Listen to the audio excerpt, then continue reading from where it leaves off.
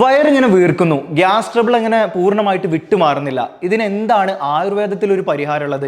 എന്ത് കഴിച്ചാലാണെങ്കിൽ അല്ലെങ്കിൽ എന്ത് കാര്യം ചെയ്തിട്ടുണ്ടെങ്കിലാണ് ഇത് പൂർണ്ണമായിട്ട് നമുക്ക് മാറ്റാൻ കഴിയുക? ഈ ഒരു വിഷയത്തെക്കുറിച്ച് സംസാരിക്കുന്നത് ആയുർവേദ പഞ്ചകർമ്മ സെന്ററിലെ ഡോക്ടർ മെർലിനാണ്.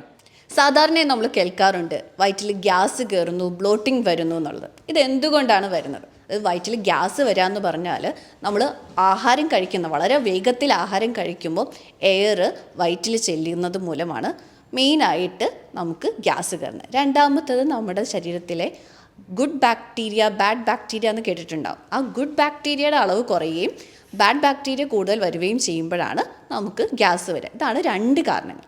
പിന്നീട് ഉണ്ടാവാനുള്ള മെയിൻ കാരണം പൈൽസ് രോഗികളിൽ കോൺസ്റ്റിപ്പേഷൻ വരുന്നതുകൊണ്ട് അധോവായു പോകുന്നതിൽ ബുദ്ധിമുട്ട് വന്ന് അത് കെട്ടിക്കിടന്നിട്ട് ഗ്യാസ് ഫോം ചെയ്യാറുണ്ട്.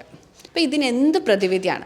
ആയുർവേദ രീതിയിൽ ഏറ്റവും അഗ്ര ഔഷധം എന്ന് നമ്മൾ പറയുന്നത് മോരാണ്. തക്രത്തിൻ്റെ പ്രയോഗങ്ങൾ, അത് അഷ്ടചൂർണം, ഹിംഗ്വജാതി ചൂർണം ഇവ ചേർത്ത് മോര് കഴിക്കുന്നത് ഇതിനൊരു ശാശ്വതമായിട്ടുള്ള പരിഹാരം നൽകുകയും തക്രാരിഷ്ടം എന്ന് പറയുന്നത് ഇതിനൊരു വളരെ നല്ലൊരു ഔഷധമാണ്. ഈ അവസ്ഥയെ എക്സസൈസ് കൊണ്ട്, അതായത് കോളൻ മൂവ്മെൻറ്റ്സ് കൂട്ടുന്ന രീതിയിലുള്ള എക്സസൈസ്, ഡയറ്റ് റെസ്ട്രിക്ഷൻ ഇവയെല്ലാം കൊണ്ടും ഭേദമാക്കാമെങ്കിലും ആയുർവേദത്തിൽ പ്രത്യേക രീതിയിലുള്ള ചികിത്സകൾ ലഭ്യമാണ്.